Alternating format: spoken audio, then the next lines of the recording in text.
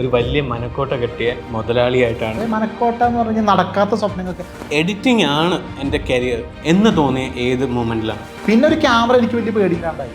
പഠിക്കേണ്ട സാധനങ്ങൾ പാട്ടുകളാണ്. പഠിക്കാൻ ഭയങ്കര മോശമായിരുന്നു. ഗതികേടുകൊണ്ടായതാണ്. ഞാൻ അഭിനയിക്കണമെങ്കിൽ എന്നെ വെച്ചൊരു ഒരുത്തന്നെ സിനിമ പിടിക്കാനൊന്നും പോകില്ല, അല്ലെങ്കിൽ ഷോർട്ട് ഫിലിം പോലും പിടിക്കാൻ പോകില്ല. അപ്പം എന്നെ വെച്ച് ഞാൻ ചെയ്യാൻ വേണ്ടിയിട്ട് ഞാൻ തുടങ്ങിയ പരിപാടിയാണ്. അത് നീ എന്താണ് ശരിയാവാത്തേ? എഡിറ്ററാണ്, VFX ആർട്ടിസ്റ്റ്, യൂട്യൂബറാണ്. ഇതൊന്നും ഒറ്റ പിന്നെ നമ്മൾ ട്യൂട്ടോറിയൽ തുടങ്ങിയപ്പോഴാണ് ചാനൽ വൈറലായി തുടങ്ങി. ശരിക്കും പറഞ്ഞാൽ ഞാൻ എഡിറ്റർ അല്ല. Beat cut, jump cut, transition, match cut, ഈ സാധനങ്ങളാണ്. ഒരാളൊന്ന് തളർത്തിയിട്ടുണ്ട്. അതാണ് ഏറ്റവും വലിയ ഉത്തരവാദിത്വം എന്ന് പറയുന്നത്. ഞാൻ 6 വർഷം ക്ലാസിക്കൽ ഡാൻസ് പഠിച്ചിട്ടുണ്ട്. എഡിറ്ററാണ് നമ്മുടെ സെക്കൻഡ് ഡയറക്ടർ എന്ന് പറയുന്നത്. അങ്ങനത്തെ ഡയറക്ടേഴ്സിൻ്റെ സിനിമയാണ് നമ്മൾ എടുത്ത് പറയാറില്ല. ഒരു എഡിറ്റർക്ക് അത് കറക്റ്റ് നമുക്കിപ്പോൾ ചിന്തിക്കാൻ പറ്റുമോ പടം അങ്ങനെ. ഇപ്പം ഈ ഒരു ഷോട്ട് ഇപ്പം എബിന് വിട്ടിരിക്കണം, ഇങ്ങനെ പാൻ ചെയ്യുന്ന ഒരു ഷോട്ടാണെന്ന് വിചാരിച്ചു. അപ്പം നമ്മൾ വർക്ക് ഫ്ലോയിൽ ഇപ്പോൾ ഒരു കാര്യം പറയുകയാണെങ്കിൽ നമ്മുടെ എല്ലാവരുടെയും ലൈഫിൽ നമ്മൾ പല സ്വപ്നങ്ങൾ കാണാറുണ്ട്. ആ സ്വപ്നങ്ങൾ വെച്ച് നമ്മൾ പല മനക്കോട്ട കെട്ടാറുമുണ്ട്. അതുപോലെ ഒരു വലിയ മനക്കോട്ട കെട്ടിയ മുതലാളിയായിട്ടാണ് ഇന്ന് നമ്മൾ കൂടുതലുള്ള Arpit Aravind from Manakkotta. Thank you ഭയങ്കര ഇൻട്രസ്റ്റ് ആയി പോയത്. അപ്പൊ അർപ്പിത് ഏട്ടാ, നമ്മള് ആദ്യമായിട്ട് സംസാരിക്കുന്നത് എനിക്ക് 3 വർഷം മുന്നേ ആണെന്ന് തോന്നുന്നു. 3 വർഷമൊക്കെ 3 വർഷം മുന്നേ ഞങ്ങൾ സംസാരിക്കുമ്പോൾ ആദ്യമായിട്ട് അർപ്പിത് ഏട്ടാ എന്ന് പറഞ്ഞാൽ നമ്മൾ തുടങ്ങി.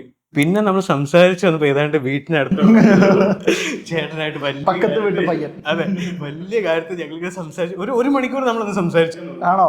തുടക്കം തന്നെ നമ്മൾ 10 മണിക്ക് വിളിച്ചു, 11 മണിക്ക് കണ്ടാൽ നമ്മള് കോള് കട്ട് ചെയ്ത്. എന്തിനാ വിളിച്ചത്? വെറുതെ വിളിച്ച് ഞാൻ എന്തോ സംഭവത്തിന് വേണ്ടി വിളിച്ചതെന്ന് തോന്നി. ഞാൻ ഓർക്കുന്നില്ല, പക്ഷെ എനിക്ക് ഓർമ്മയുണ്ട് നമ്മൾ അന്ന് പറയുകയും ചെയ്തു. 1 മണിക്കൂർ നമ്മൾ സംസാരിച്ചു. നമ്മളെല്ലാരും അർപ്പിതേട്ടനെ നോക്കുന്ന ലൈക്ക് ഒരു ഗുരു, ആ ഒരു സംഭവത്തിലാണ്. ഇതിലോട്ട് എങ്ങനെ എത്തിപ്പറ്റി? മനക്കോട്ട ചാനലിൽ അല്ല, ഈ എഡിറ്റിംഗ് എന്ന ഫീൽഡിലേക്കാണ് എത്തിപ്പെട്ടത്. പഠിക്കാൻ ഭയങ്കര മോശമായിരുന്നു. സ്വാഭാവികമായിട്ട് ഉണ്ടാവുമല്ലോ. സിനിമയാണ് മെയിനായിട്ട്. സിനിമ ഞാൻ പോടാന്ന് വിളിക്കുന്നതൊന്നും വിചാരിക്കരുത് കേട്ടോ. ഞങ്ങൾ അങ്ങനെ കമ്പനിയായി, അത്ര ക്ലോസ് ആയി. അപ്പം അങ്ങനെ വരുമ്പോൾ ചിലപ്പോൾ കേൾക്കുന്നവർക്ക് പ്രയാസം ഉണ്ടാവും. അതുകൊണ്ടാണ് സിനിമ എന്നുള്ള സംഭവം കുട്ടിക്കാലം തൊട്ടേ വീട്ടുകാർ, അമ്മ ഭയങ്കരമായിട്ട് സിനിമ കാണുന്നതാണ്. അമ്മയ്ക്ക് പ്രാന്ത. പണ്ട് KTVയിലൊക്കെ ഇങ്ങനെ തമിഴ് സിനിമകളൊക്കെ ഇപ്പം അങ്ങനെ കണ്ടായിരിക്കാം ചിലപ്പോൾ എനിക്കൊരു ഈ ഒരു സംഭവം. അപ്പം അന്നോട്ടുള്ള ആഗ്രഹമാണ് സ്വന്തമായിട്ട് എന്തെങ്കിലുമൊക്കെ ചെയ്യണം. അപ്പോൾ അഭിനയം എന്നുള്ള സംഭവമാണ് ഏറ്റവും വലിയ തീവ്രമായിട്ടുള്ള ആഗ്രഹമാണ്. അന്നോട്ട് കുട്ടിക്കാലത്ത് ഈ അഭിനയത്തോടുള്ളൊരു സംഭവം കൊണ്ട് വീട്ടുകാരൊക്കെ കുറേ കൊണ്ട് നടന്നിട്ടുണ്ട്. നമ്മുടെ ഈ ഒരു കോലം ചിലപ്പോൾ ആൾക്കാർക്ക് ഇഷ്ടപ്പെടാത്തതുകൊണ്ടായിരിക്കാം അവസരങ്ങളൊന്നും കിട്ടിയില്ല. എന്ത് ചെയ്യുമെന്ന് പറഞ്ഞാലും ഒരു രൂപം ഉണ്ടല്ലോ, അന്നത്തെ കാലത്ത് രൂപത്തിന് ഇമ്പോർട്ടൻസ് ഉണ്ടല്ലോ. അങ്ങനെയാണ് ഒരു കാലമായപ്പോൾ സ്വന്തമായിട്ട് എന്തൊക്കെ ചെയ്യാൻ പറ്റും. അപ്പോൾ ആദ്യം എനിക്ക് തന്നെ അഭിനയിക്കണമെങ്കിൽ എൻ്റെ വീഡിയോ ആരെങ്കിലും എഡിറ്റ് ചെയ്യണം. അപ്പോൾ ഞാൻ തന്നെ എഡിറ്റ് ചെയ്യണ്ടേ. അങ്ങനെ ഞാൻ തന്നെ ചെറിയ വെബ് ക്യാമറയിൽ കുഞ്ഞു സംഭവങ്ങളൊക്കെ സോഫ്റ്റ്വെയർ മൂവി മേക്കറിലൊക്കെ ഇങ്ങനെ മെല്ലെ തുടങ്ങിയിട്ട് അങ്ങനെ എഡിറ്റർ ആയിട്ടുള്ള ആളാണ്. അങ്ങനെയാണ് എഡിറ്റിങ്ങിലേക്ക് നമ്മൾ കുട്ടിക്കാലത്ത് കാലെടുത്തത്. അവിടുന്ന് അങ്ങോട്ട് തുടങ്ങി. പിന്നെ അത് ക്രേസായി, ഭ്രാന്തായി, ത്വരയായി, ചോരയിൽ കയറി.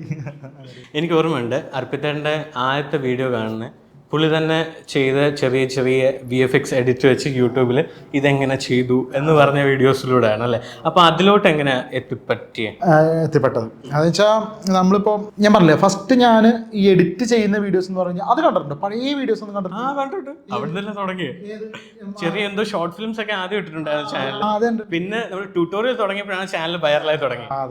അത് കണ്ടിട്ടില്ലേ? അത് വെച്ചാൽ അത് പറഞ്ഞു തുടക്കം. ഞാൻ ശരിക്കും പറഞ്ഞാൽ എങ്ങനെ തുടങ്ങണമെന്ന് പറയും. ഈ അന്യൻ എന്ന് പറഞ്ഞ സിനിമയാണ് എന്നെ ഭയങ്കര ഇൻസ്പയർ ചെയ്തിട്ടുള്ളത്. ഈ അന്യൻ എന്ന് പറഞ്ഞ സിനിമയ്ക്കകത്ത് ആ മുടി ക്യാമറയിലേക്ക് വീണത് ഭൂം ഷക്ക സക്ക എന്നുള്ള മ്യൂസിക് ഒക്കെ ഇല്ലേ, ഈ സംഭവം എനിക്ക് +1 എന്തോ പഠിച്ചത്. എൻ്റെ പ്രായം എല്ലാവരും അറിഞ്ഞിട്ടുണ്ടാവും. അതായത് +1 പഠിക്കുന്ന സമയത്ത് അന്യൻ ഇറങ്ങണേ. അപ്പം അന്യനിൽ ഈ മുടി വീഴുന്നത് ഈ ഒരു സാധനം ഞാൻ എൻ്റെ വീട്ടിൽ അന്ന് എനിക്കൊരു ചെറിയൊരു കമ്പ്യൂട്ടർ അച്ഛൻ മേടിച്ചത്. എൻ്റെ അത്ര കയ്യും കാലും പിടിച്ചിട്ട് മേടിച്ചതാണ്. അങ്ങനെ ഈ വെബ് ക്യാമിൽ ഈ അമ്മമ്മയുടെ തിരുപ്പനെ കഴിച്ചിട്ടിട്ട് ഞാൻ അങ്ങനത്തെ ഒരു സാധനം ചെയ്തു. എടാ അത് അന്ന് അന്യൻ ക്രേസുള്ള ആൾക്കാർക്ക് ആ വീഡിയോ കണ്ടാത്തായിരിക്കും. ഞാൻ ഉണ്ടാക്കിയോണ്ട് പറയല്ല കേട്ടോ. എന്നിട്ടൊരു പടപടക്കാൻ തുടങ്ങി. അത് എങ്ങനെ എഡിറ്റ് ചെയ്തോ അത് ഞാൻ പിന്നെ പറയാം. അപ്പം ആ ഒരു ഇതാണ് ഇതിൻ്റെ ഫസ്റ്റ് സ്റ്റാർട്ടിങ് എന്ന് പറയുന്നത്. അത് കഴിഞ്ഞിട്ട് കുറച്ച് കാലം കഴിഞ്ഞപ്പോൾ കുറച്ചും കൂടെ എഡിറ്റിംഗ് ഒക്കെ പഠിച്ചപ്പോൾ ഈ മൊബൈൽ പഴയ ദമ എന്ന് പറഞ്ഞ ഫോണൊക്കെ അല്ലേ, അതിലൊക്കെയാണ് ഞാൻ ഷോർട്ട് ഫിലിം ചെയ്യണം. എൻ്റെ ഒരു കൂട്ടുകാരുണ്ട് നിഷാന്ത് മോഹൻ, എൻ്റെ കണ്ണൻ എന്ന് പറഞ്ഞിട്ട്, അവനും ഞാനും കൂടെ ഇങ്ങനെ കുഞ്ഞു ഷോർട്ട് ഫിലിംസൊക്കെ ചെയ്യാൻ തുടങ്ങി. റൂമിലൊക്കെ വെച്ചിട്ട് തന്നെ അതിൽ ഒന്നും കൊണ്ടുവന്നില്ലെങ്കിലും എഡിറ്റിംഗ് സ്കിൽസ് കൊണ്ടുവരാൻ തുടങ്ങി. അപ്പം ആൾക്കാർക്ക് അന്നൊരു ഇതല്ലേ ഇതെങ്ങനെ ചെയ്തു എന്നുള്ള സംഭവത്തിലേക്ക് അങ്ങനെ കുറേ സംഭവങ്ങൾ ചെയ്തിട്ടാണ് തുടങ്ങുന്നത്. എറർ, പിന്നെ ഡയറക്ടർ എന്ന് പറഞ്ഞ ഷോർട്ട് ഫിലിം ചെയ്തു.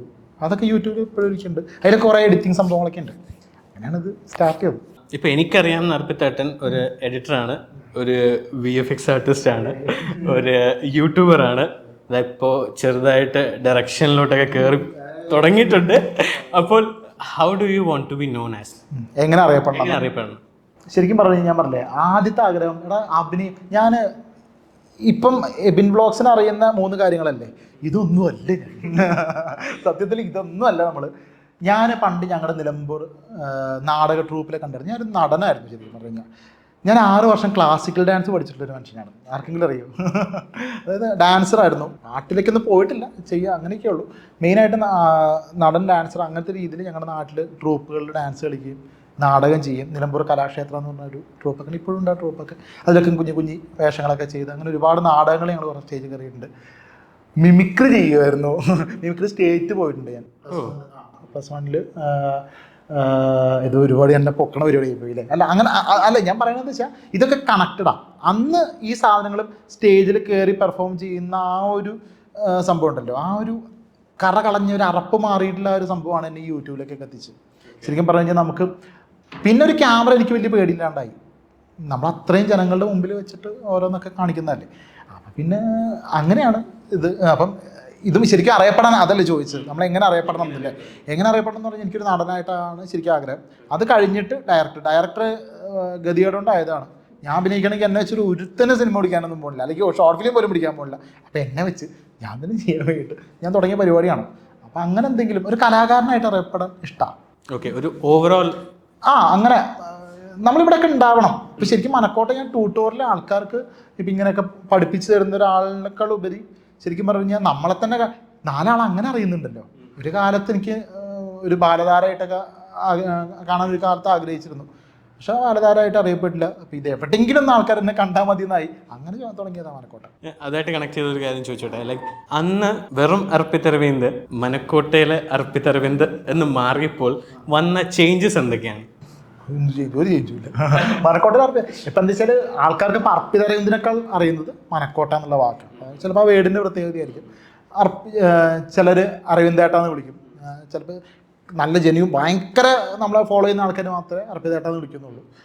മനക്കോട്ട എന്ന് പറയുന്നത് വലിയൊരു എന്താ പറയുക, നമ്മളൊരു പേര്. ഒന്നാമത് മലയാളത്തിൽ അങ്ങനത്തെ ഒരു വാക്ക് നമ്മുടെ ആയതിൻ്റെ ഒരു സന്തോഷമുണ്ട് ശരിക്കും. ഇപ്പോൾ എവിടെയെങ്കിലുമൊക്കെ പോകുമ്പോൾ കുറേ ആൾക്കാർ വരുന്നുണ്ടായിരിക്കും, സെൽഫി എടുക്കാൻ. അങ്ങനെ ആൾക്കാരില്ല, വരുന്നുണ്ട്. അതിൻ്റെ ഒരു മാറ്റം എന്ന് പറഞ്ഞാൽ അത് സന്തോഷം. ഞാൻ ഈ മനക്കോട്ട തുടങ്ങിയില്ലെങ്കിലും ആഗ്രഹിച്ചൊരു സ്വപ്നം തന്നെയാണ് അത്. ഇല്ലേ, നമുക്ക് എല്ലാവർക്കും ഇല്ലേ 4 ആൾക്കാർ ഒരു കുറേ പേര് നിൽക്കുമ്പോൾ എല്ലാവരും മുഖത്തേക്ക് നോക്കിക്കൊണ്ടിരിക്കുക. നമ്മൾ ആരെങ്കിലുമൊക്കെ തിരിച്ചറിയുന്നുണ്ടോ? കുറവായിരിക്കും. അത് നമ്മൾ ശരിക്കും പറഞ്ഞാൽ ആസ്വദിക്കണ ശരിക്കും IFFK, പിന്നെ അതേപോലത്തെ എന്തെങ്കിലും ഇപ്പം ക്യാമറ ഫസ്റ്റ്, അങ്ങനത്തെ ഓരോ ഫസ്റ്റൊക്കെ ഉണ്ടാവില്ലേ, അവിടെയാണ് നമ്മളെ അറിയുന്ന കൂടുതൽ ആൾക്കാരുണ്ടാവുക. ഈ റോഡിൽ കൂടെ പോയാലൊന്നും നമ്മൾ വല്ലവരും കണ്ടായി തിരിച്ചറിഞ്ഞായി, അങ്ങനെയാണ്. അത്രേ ഉള്ളൂ. വേറെ ആ ഒരു സന്തോഷമുണ്ട്, വേറെ ഒന്നുമില്ല. ഈ മനക്കോട്ട എന്ന പേര് നമുക്ക് എവിടുന്നാണ് കിട്ടിയത്? അതിൻ്റെ തുടക്കം എവിടുന്നായിരുന്നു? അതിനൊരു തുടക്കം ശരിക്കും പറഞ്ഞ ഒരു ദിവസം രാവിലെ എണീറ്റപ്പോൾ കിട്ടിയതാണ്. ചാനൽ തുടങ്ങണമല്ലോ, അതിലെല്ലാം ഇല്ലേ. നമ്മൾ മനക്കോട്ട എന്ന് പറഞ്ഞു കഴിഞ്ഞാൽ ഇപ്പം ഞാൻ പറഞ്ഞ എൻ്റെ സ്വപ്നങ്ങളിലേക്ക് എത്താൻ വേണ്ടിയിട്ടുള്ള ആ ഒരു സംഭവം തന്നെയാണ് മനക്കോട്ട. എല്ലാവരും പറയും അതെന്തൊരു നെഗറ്റീവ് വാക്കല്ലേ. കുറേ പേര് എന്നോട് ചോദിച്ചിട്ടുണ്ട്, മനക്കോട്ട എന്ന് പറഞ്ഞു കഴിഞ്ഞാൽ നടക്കാത്ത സ്വപ്നങ്ങൾക്ക്. ആരും പറഞ്ഞാൽ നടക്കാത്ത, മനക്കോട്ട എന്ന് പറഞ്ഞു കഴിഞ്ഞാൽ നമ്മൾ സ്വപ്നത്തിൽ കെട്ടിപ്പടുക്കുന്ന കോട്ട എന്നുള്ളൊരു അർത്ഥം മാത്രമേ ഉള്ളൂ. എന്താ വെച്ചാൽ അതിനകത്തെല്ലാം ഉണ്ടെന്നേ. കുന്നോളം ആഗ്രഹിക്കുക. അതീ പറഞ്ഞ ഇങ്ങനെ മനക്കോട്ട കെട്ട് കഴിഞ്ഞാൽ അത് പൊളിയാനുള്ള സ്വപ്നമാണെന്ന് ആൾക്കാർക്ക്. ശരിയാണ്, പൊളിഞ്ഞിട്ടുമുണ്ട്. നമ്മളിങ്ങനെ ഓരോ സ്റ്റെപ്പ് കയറിയിരിക്കുമ്പോൾ അത് പൊളിയും, വീണ്ടും കയറും. അങ്ങനെ ലൂപ്പായിട്ട് അല്ലെങ്കിൽ ഇങ്ങനെ ഇൻഫിനിറ്റായിട്ട് നടന്നുകൊണ്ടിരിക്കുന്ന ഒരു സ്വപ്നമാണ്. ശരിക്കും അതിൻ്റെ എക്സാമ്പിൾ പറയുകയാണെന്നുണ്ടെങ്കിൽ ഡ്രീം വർക്ക്സ് എന്ന് പറഞ്ഞാൽ ഡ്രീം വർക്ക്സ് കമ്പനി അറിയില്ലേ, അവരുടെ ലോഗോ കണ്ടിട്ടില്ലേ? ഒരു ചന്ദ്രൻ്റെ മുകളിലിരുന്നിട്ട് ഒരുത്തൻ ചൂണ്ടയിടുക അല്ലേ, അതിൽ ഡ്രീം വർക്ക്സ് അതിനെയല്ലേ ശരിക്കും പറഞ്ഞാൽ. ചന്ദ്രൻ്റെ മുകളിലിരുന്ന് ചൂണ്ടയിടുക എന്ന് പറഞ്ഞു കഴിഞ്ഞാൽ അതൊരു മനക്കോട്ടയാണ്. ചിന്തിച്ച് അങ്ങനെ കോട്ടയിട്ടാനേ പറ്റുള്ളൂ. അങ്ങനെ ഒരു ഇൻഫിനിറ്റ് ആയിട്ടുള്ളൊരു സ്വപ്നം മാത്രമാണ് മനക്കോട്ട. ഒരു ദിവസം രാവിലെ ചാനലിനൊരു പേരിട്ടണമെന്നില്ല എന്ന് ആലോചിച്ചപ്പോൾ പെട്ടെന്ന് എവിടെ നിന്ന് വന്ന് എനിക്കിപ്പോഴും അറിയില്ല. പെട്ടെന്ന് മനക്കോട്ട അത് കേട്ടപ്പോൾ തന്നെ അതിൽ എല്ലാവർക്കും, എന്നെ അറിയുന്ന എല്ലാവർക്കും അതിൻ്റെ ഫീൽ ഉൾക്കൊള്ളാൻ പറ്റും. അർപ്പിതെന്ന് പറഞ്ഞു കഴിഞ്ഞാൽ അവർക്ക് തന്നെ അറിയാം മനക്കോട്ട അത്രത്തോളം നമുക്കിതുവരെ ആരും നമ്മളെ പ്രോത്സാഹിപ്പിക്കാണ്ടിരുന്നിട്ടില്ല.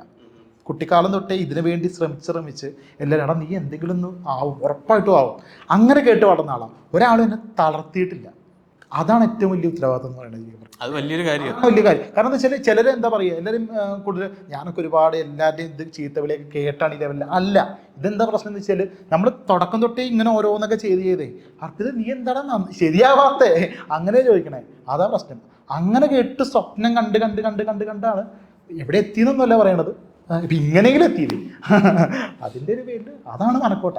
സ്വപ്നങ്ങൾ മനക്കോട്ട കിട്ടുക. ആ നമ്മുടെ മനക്കോട്ട എന്ന ലോഗോ തൊട്ട് എല്ലാ സാധനത്തിലും ആ ഒരു ടച്ച് കൊടുത്തിട്ടുണ്ടെന്ന് തോന്നുന്നു അല്ലേ? അതെ. ആ മനക്കോട്ട എൻ്റെ സ്വപ്നം സിനിമയുടെ റീല് കിടന്ന് കറങ്ങുന്നുണ്ട്. അത് തന്നെയാണ് ആ മനക്കോട്ടയ്ക്കകത്ത് കിടന്ന് കറങ്ങിക്കൊണ്ടിരിക്കുന്നത്. അതിലൊരു ഫിലിമിൻ്റെ ഒരു സാധനമുണ്ട്, കോട്ടയുണ്ട്. അത് ആ ലോഗോ ശരിക്കും പറഞ്ഞു കഴിഞ്ഞാൽ ലോഗോ എനിക്കിപ്പോൾ ലോഗോ ഒരിക്കലും എൻ്റെ ലോഗോ മിനിമലല്ല. ഇപ്പം കാണുമ്പോൾ എനിക്ക് ലോഗോ മാറ്റിയാലോ എന്നുള്ള ആഗ്രഹമുണ്ട്. അന്ന് നമ്മൾ അങ്ങനെയല്ലോ, ഒരു ചാനൽ തുടങ്ങുമ്പോൾ എന്തെങ്കിലും ലോഗോ ഉണ്ട് ചോദിച്ചാൽ അങ്ങനെ ഉണ്ടാക്കിയൊരു ലോഗോയാണ്. ഇപ്പം ആൾക്കാർക്ക് അത് കുറച്ച് രജിസ്റ്റർ ആയി, അതുകൊണ്ട് എനിക്കത് മാറ്റാൻ ഒരു പ്രയാസമുണ്ട്. രസമുണ്ടല്ലേ? അപ്പോൾ ഒരു ഗ്രാഫിക് ഡിസൈനറൂടാ. ഗ്രാഫിക് ഡിസൈൻ എനിക്ക് അങ്ങനെ പറയാനൊരു പ്രയാസമാണ്. ഓക്കെ, എന്നെക്കാൾ നന്നായിട്ട് ഡിസൈൻ ചെയ്യിപ്പോൾ ഞാനൊരു എക്സാമ്പിൾ പറയുക വെച്ചാൽ ഒരു ചില പോസ്റ്റർ ഇപ്പം എൻ്റെ കൂട്ടുകാരൻ ഇവിടെ വന്നിരിക്കുന്നുണ്ട്, നമ്മുടെ അസോസിയേറ്റ് ശരത്ത്, അവൻ എന്നെക്കാൾ നന്നായിട്ട് ഗ്രാഫിക് ഡിസൈൻ ചെയ്യുന്നത് എനിക്കറിയാം. എബിൻ ബ്ലോഗ്സ് എന്നെക്കാൾ നന്നായിട്ട് കളർ ഗ്രേഡ് ചെയ്യുന്നത് എനിക്കറിയാം.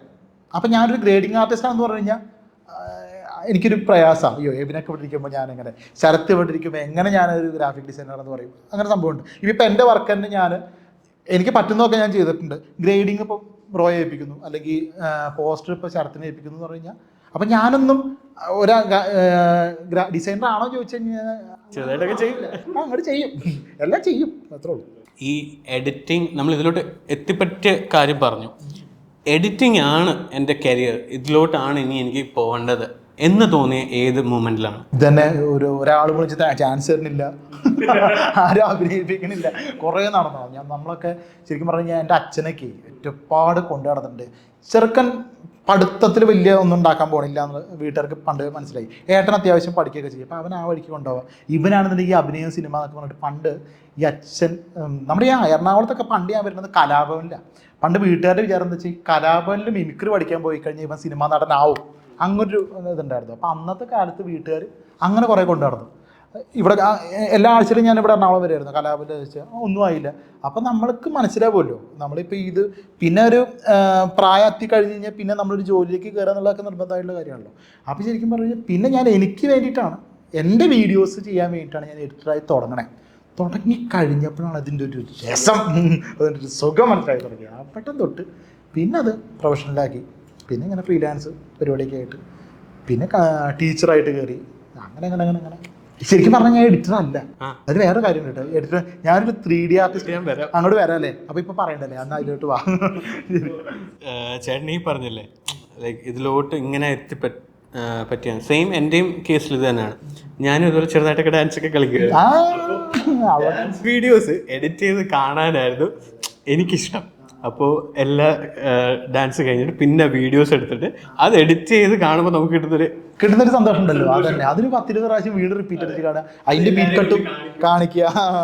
അതിലൂടെയാണ് നമുക്ക് ആ ക്രേസ് എഡിറ്റിംഗ് സംഭവം. ഭൂരിപക്ഷം ആൾക്കാരും ഇപ്പൊ എനിക്ക് ഇപ്പോഴത്തെ പിള്ളേരൊക്കെ റീൽസ് അവർ തന്നെ ചെയ്തിട്ടാണ് അവരുടെ ഉള്ളിൽ ഒരു എഡിറ്റർ ഉണ്ടല്ലോ എന്ന് തീരുമാനിക്കുന്നത് അല്ലേ? അതേപോലെ തന്നെ പണ്ട് നമ്മുടെ സമയത്ത് റീൽസ് ഇല്ലാത്തതുകൊണ്ട് നമ്മൾ ഞാൻ ഈ അന്യന്റെ തിരുപ്പനൊക്കെ വെച്ചിട്ട് ചെയ്തു, അത്രേ ഉള്ളൂ.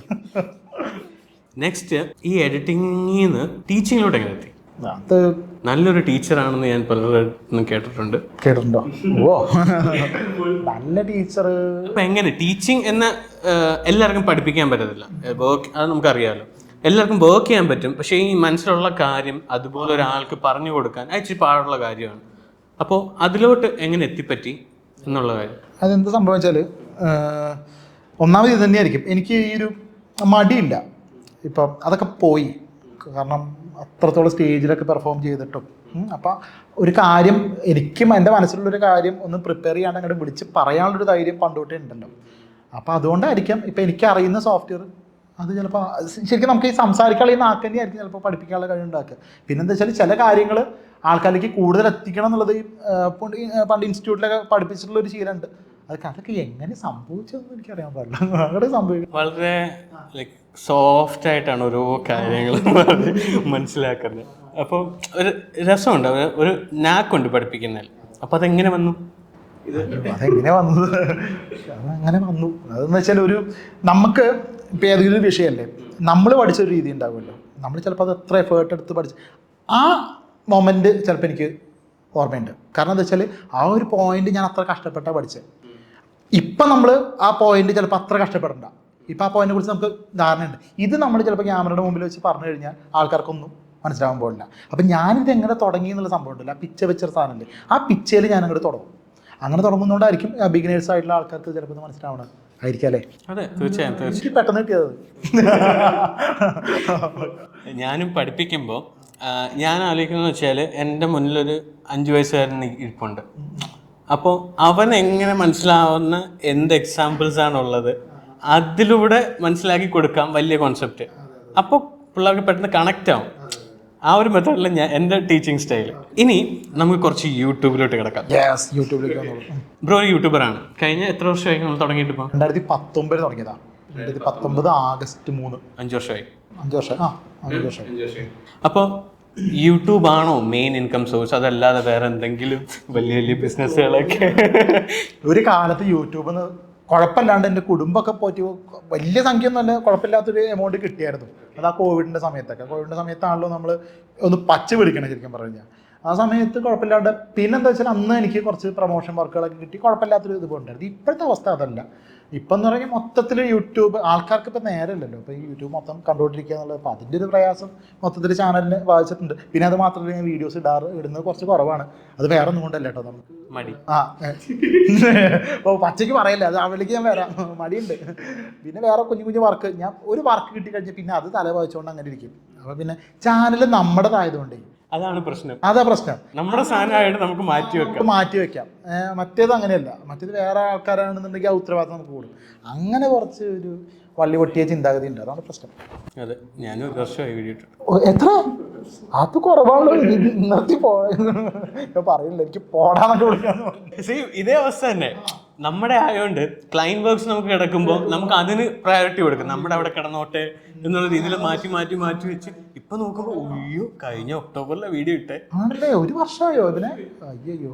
അതേപോലെ തന്നെ ഇൻസ്റ്റയിൽ ഒന്നും ഇടാറില്ല. ഞാൻ ഇൻസ്റ്റയിൽ മാത്രം ആക്റ്റീവായി പോകും. ഞാൻ ഇൻസ്റ്റയിലും ആക്റ്റീവ് അല്ല. ഇത് ഓരോരോ മാറ്റിയെടുക്കണം ചില വർക്കൊക്കെ തീരുമ്പോൾ. പക്ഷേ what do you think, like YouTube ഒരു റിലയബിൾ സോഴ്സ് ആണോ? അതിനെ വിശ്വസിച്ച് നമുക്ക് നിൽക്കാൻ പറ്റും? ഒരിക്കലുമില്ല. ഒരിക്കലും ഇല്ല എന്നല്ല, അത് ഓരോ ഫീൽഡ് അനുസരിച്ചിരിക്കും.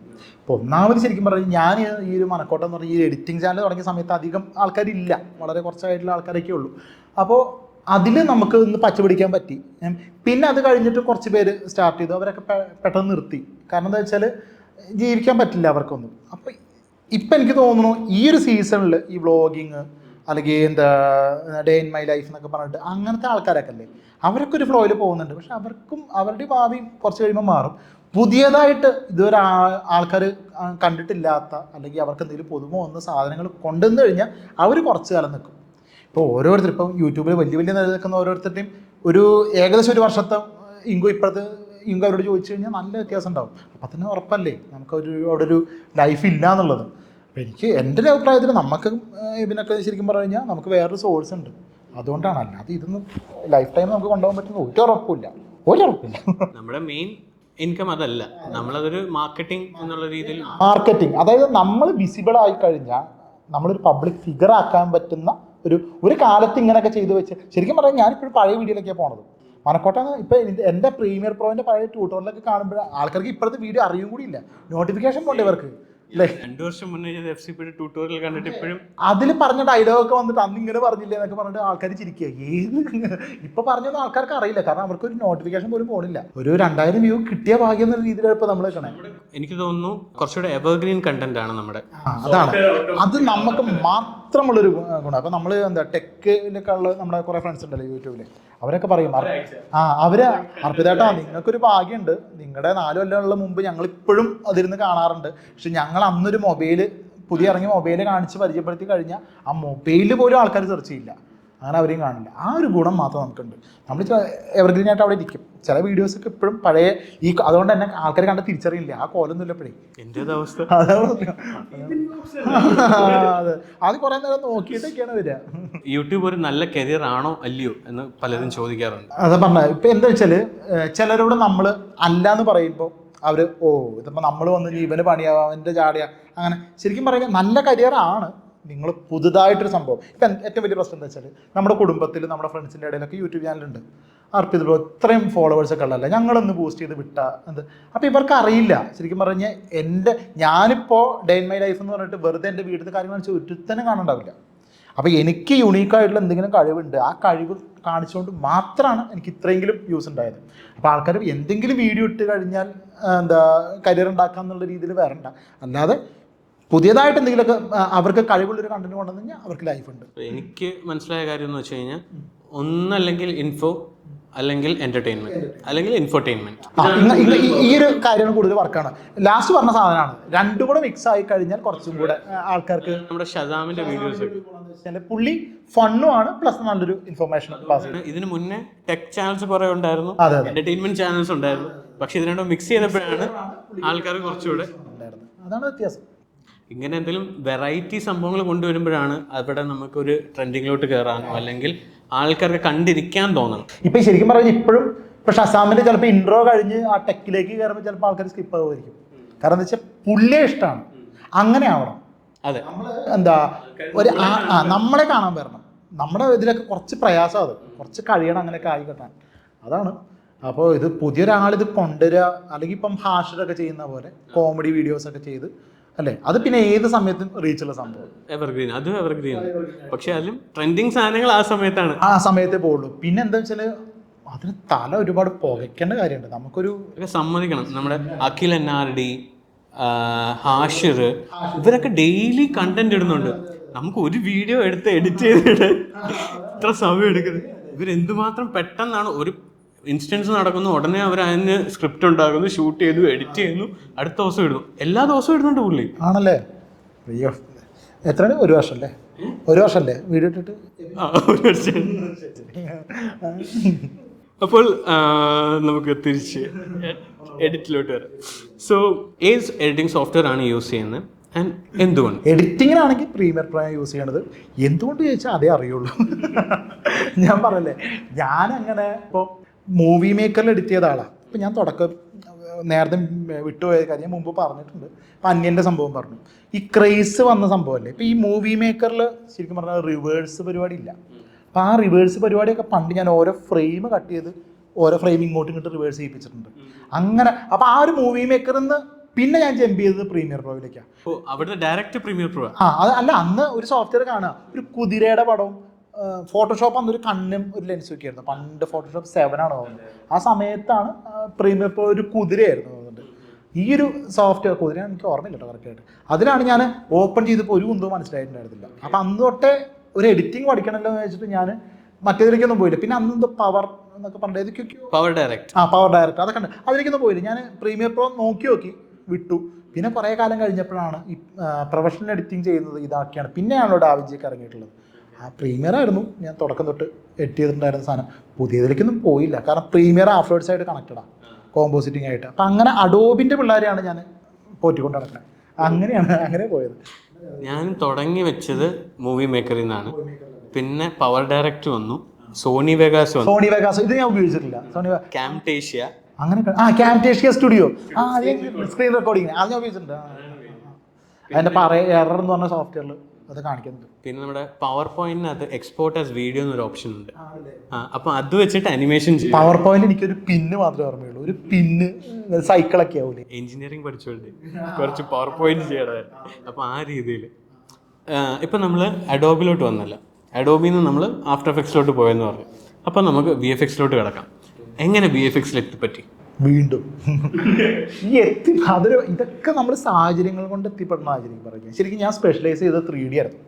അതായത് ഞാൻ പഠിച്ചത് ശരിക്കും പറഞ്ഞാൽ 3D ആനിമേഷൻ, മായ മാക്സ്, സിനിമ 4D. അല്ല, മായ മാക്സാണ് ഞാൻ പഠിച്ചത്, സിനിമ 4D ഒക്കെ ഞാൻ സ്വന്തം പഠിച്ചതാണ്. അപ്പോൾ മായയിൽ ക്യാരക്ടർ ആനിമേഷൻ സംഭവങ്ങളൊക്കെ ആയിരുന്നു എൻ്റെ മെയിൻ പണി എന്ന് പറയുന്നത്. അതാണ് ഞാൻ സ്പെഷ്യലൈസ് ചെയ്തത്. ക്യാരക്ടർ ആനിമേഷൻ, റിഗ്ഗിങ്, അങ്ങനത്തെ ആ ഒരു ഡിപ്പാർട്ട്മെൻറ്റായിരുന്നു ഞാൻ കൂടുതൽ അതിലേക്ക് പോയില്ല. അത്യാവശ്യമൊക്കെ കുഴപ്പമില്ലാതൊക്കെ ചെയ്യും. അപ്പോൾ അങ്ങനത്തെ ഒരു ലെവലിലായിരുന്നു. പിന്നെയാണ് എൻ്റെ ഫീൽഡിൽ ശരിക്കും പറഞ്ഞാൽ 3D പോയി കഴിഞ്ഞാൽ അതൊരു ജോലി മാത്രമാകുമല്ലോ. കാരണം എന്താ വെച്ചാൽ അവിടെ എന്നെ കാണില്ലല്ലോ, അവിടെ ഞാൻ ഉണ്ടാക്കിയ ക്യാരക്ടറല്ലേ കാണുള്ളൂ, എനിക്ക് എന്നെ കാണിക്കണം. അതാണ്.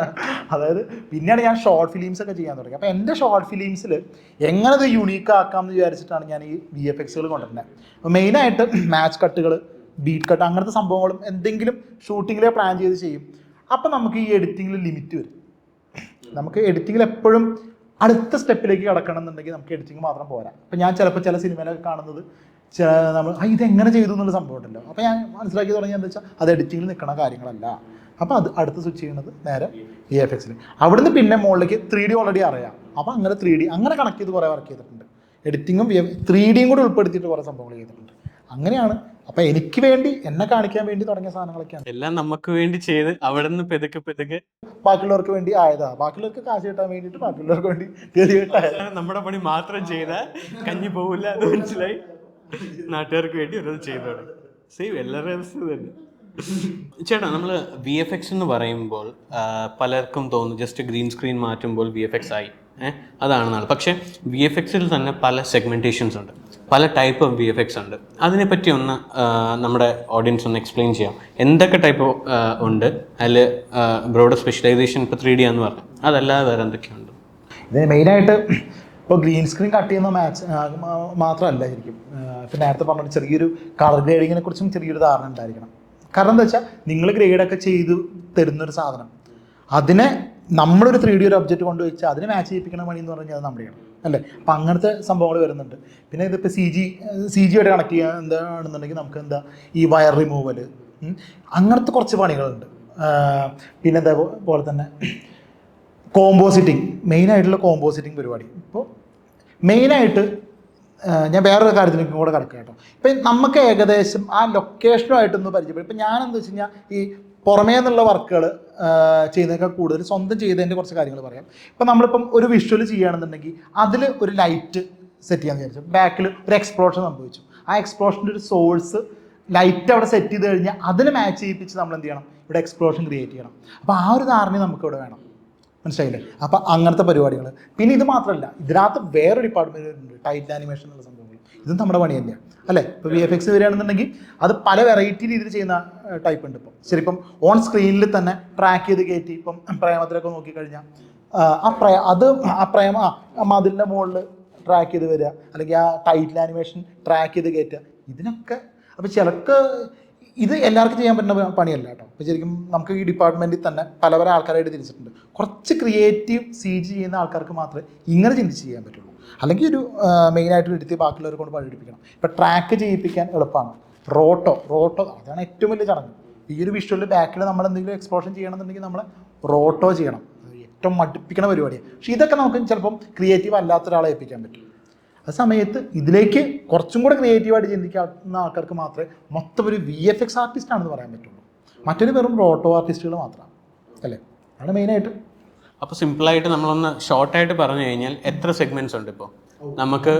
മോഷൻ ഗ്രാഫിക്സ് അതായത് വരാം, 3D, പിന്നെ 3D. ഇത് ഓരോ ഡിപ്പാർട്ട്മെന്റ്. ഇപ്പം ശരിക്കും പറഞ്ഞു കഴിഞ്ഞാൽ ഇപ്പം എല്ലാവരും വിചാരിക്കും സിനിമയിൽ മാത്രമാണോ ഈ ഒരു ഡിപ്പാർട്ട്മെന്റ് വരുന്നത്. ഇപ്പോൾ ഒരു ഹോസ്പിറ്റലിൽ ഒരു അവരുടെ ഒരു വീഡിയോ കാണിക്കണം വിചാരിച്ചു. ഇതൊക്കെ വേണ്ട, ഈ പറഞ്ഞ CGയും കാര്യങ്ങളൊക്കെ വേണ്ടേ അല്ലേ. ഒരു മരുന്ന് കഴിക്കുന്നു, ആ മരുന്ന് അന്നനാളത്തിലൂടെ ഇറങ്ങി അവിടെ സംഭവിച്ച അത് ശരീരത്തിൽ ആ ടൈപ്പ് ഓഫ് ഇത് എന്തുവാ പറയുന്നത്, അത് ഈ മോഷൻ ഗ്രാഫിക്സിലൊക്കെ വരുന്നൊരു മോഷൻ ഗ്രാഫിക്സ് ആണ്. കാരണം ഒരു 2D ആനിമേഷൻ ടൈപ്പ് അല്ലെങ്കിൽ 3D മോഷൻ ഗ്രാഫിക്സ് ടൈപ്പ് ചെയ്യുന്ന സംഭവങ്ങളാണ്. അപ്പം ആ ഒരു ഡിപ്പാർട്ട്മെൻറ്റ് അവിടെ വരുന്നുണ്ട്, സിനിമയിൽ വരുന്നുണ്ട്. പിന്നെ എഡ്യൂക്കേഷൻ നമ്മൾ വരുന്നുണ്ട്. കാരണം നമുക്ക് അതാണ് വിഷ്വൽ മീഡിയൻ്റെ ഗുണം. മോഷൻ ഗ്രാഫിക്സിൽ വരുന്നതാണ് മൊത്തത്തിൽ ഈ ഒരു ഇതിൽ പറയണത്. അപ്പം മോഷൻ ഗ്രാഫിക്സിൽ ഈ പറഞ്ഞ ബൈജൂസ് ആപ്പിൻ്റെ ഒക്കെ ചില സംഭവങ്ങൾ കുട്ടികൾക്ക് കുറച്ചും കൂടി എളുപ്പമാണ് അല്ലേ. ഇങ്ങനത്തെ കാര്യങ്ങളൊക്കെ ചെയ്യും. അതായത് എന്തെങ്കിലും ഫിസിക്സിൽ ഇപ്പോൾ സിമ്പിൾ പെൻഡുലം അതെങ്ങനെ വർക്കൗട്ട് ആവുന്നുള്ള രീതിയിൽ അങ്ങനെ ഞാൻ എണ്ണിയിട്ടൊന്നുമില്ല. അങ്ങനെ ഒരുപാടുണ്ടോ അതിനകത്ത്? ഇപ്പോൾ ഒരാൾ VFX എന്ന ഡിപ്പാർട്ട്മെന്റിലോട്ട് കയറണമെങ്കിൽ ഇത്രയും ഡിപ്പാർട്ട്മെന്റ് ഉണ്ടെന്ന് അവരറിയത്തില്ലായിരിക്കും. അവർ ചിലപ്പോൾ ഒരു ഗ്രീൻ സ്ക്രീൻ മാറ്റുന്നതോ അല്ലെങ്കിൽ ഒരു ഇമേജ് ട്രാക്ക് ചെയ്യുന്നതോ അല്ലെങ്കിൽ ഇപ്പൊ പറഞ്ഞ പോലെ കുറച്ച് മോഷൻ ഗ്രാഫിക്സ് ആയിരിക്കും ചെയ്യുന്നത്. ഇതിനൊക്കെ വേറെ വേറെ പേരുകളാണ് കേട്ടോ. ഞാൻ മൊത്തത്തിലൊരു പോസ്റ്റ് പ്രൊഡക്ഷൻ്റെ ഒരു സാധനം ഇപ്പം ഞാൻ ഇപ്പോൾ പറഞ്ഞു ശരിക്കും പറഞ്ഞാൽ ഇതിലൊക്കെ ഓരോ ഇപ്പോൾ മോഷൻ ഗ്രാഫിക്സ് എന്ന് പറഞ്ഞ ഡിപ്പാർട്ട്മെന്റ് ആണ് ശരിക്കും പറഞ്ഞാൽ. വിഷ്വൽ എഫക്ട്സ് VFX എന്ന് പറഞ്ഞാൽ VFX എന്ന് പറഞ്ഞൊരു ഡിപ്പാർട്ട്മെന്റ്. CG എന്ന് പറഞ്ഞല്ലോ, അതെന്താ? ഈ റിമൂവൽ സംഭവങ്ങളൊക്കെ നമ്മളിപ്പോൾ ഈ കയർ റിമൂവ് ചെയ്യുക അല്ലെങ്കിൽ ഓരോ അൺവാണ്ടഡ് ആയിട്ടുള്ള സാധനങ്ങൾ ചെയ്യുക. VFX എന്ന് പറഞ്ഞു കഴിഞ്ഞാൽ ഈ പറഞ്ഞ വിഷ്വൽ എഫക്ട്സ്, വിഷ്വലിലേക്ക് കൊണ്ടുവരുന്ന എക്സ്പ്ലോഷൻ, അങ്ങനത്തെ സംഭവങ്ങളൊക്കെ അങ്ങനെയാണ് ഇതിനെ തിരിക്കാറുള്ളത്. പിന്നെ നമ്മളിത് എല്ലാം ചെയ്യുന്നതുകൊണ്ട് കറക്റ്റ് ഇതാണിത് മറ്റേതാണ് മറ്റേത് അങ്ങനെ നമ്മൾ ചിന്തിക്കാറില്ല. അപ്പോൾ സംസാരിച്ച് സമയം പോയതറിഞ്ഞില്ല. അപ്പോൾ ഇന്നത്തെ ഈ എപ്പിസോഡ് നമുക്ക് ഇവിടെ ഒന്ന് പോസ് ചെയ്യാം. നമ്മുടെ ഈ കോൺവെർസേഷൻ എൻഡ് ആവുന്നില്ല. അടുത്ത എപ്പിസോഡിൽ കുറേ അധികം കാര്യങ്ങൾ നമുക്ക് അർപ്പിതേട്ടൻ്റെ അടുത്ത് ചോദിച്ചറിയാനുണ്ട്. അപ്പോൾ അടുത്ത വീഡിയോയിൽ കാണുന്നവരെ with Arpit Aravind, it's me Abin Philip signing of.